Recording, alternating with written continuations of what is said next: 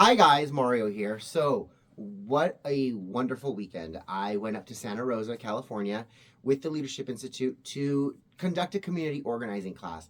It was my first class outside of my area where people really had no clue who I was, and I think it was a really, really big success.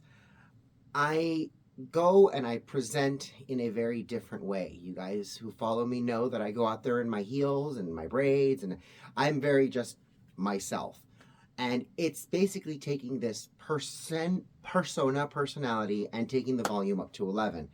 And one of the other speakers, after we'd done our community organizing class, we were having a drink and just sharing stories.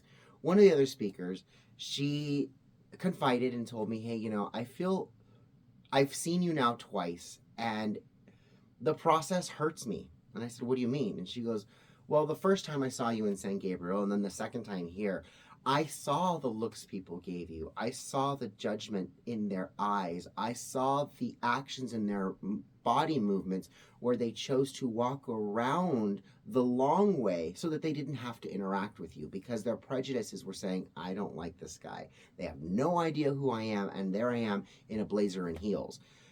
And 5 minutes later, not 5 minutes later, an hour later, after I have my discussion and I explain to them what I've done as a community organizer, what I do as an individual activist, how I help my community, and I give them this shining example of a community organized group, a group organized in a community who is able to respond to issues such as a tragedy, such as legislation coming down the city pipeline, such as a school issue, and you get 50, 20, 30 people showing up at once, 100 people showing up to let their voices be heard. So they were sad about the beginning process because it hurts them. It hurts everybody to see someone being mean to someone else. Uh, I kind of attribute this to this idea that we have to be comfortable with being uncomfortable. So I just move forward. And then that emotion flips itself on its end and goes, wait, they like him, they appreciate him, they understand him now, and they want to know more about him. That is this magic that Mario Presents is taking all over the state and hopefully all over the world.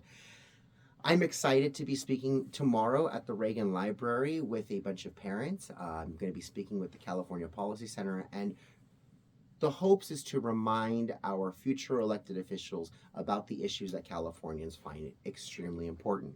We saw that Gavin Newsom recently vetoed a bill that has to do with parental rights, and it had to do with the foster system taking into account a person's acceptance of an LGBT child when it regards to who the child is going to be going with the parent. He vetoed a bill that was going to take that into consideration, which is a good bill. And there's whispers that Gavin Newsom's going to be running for president or he's not.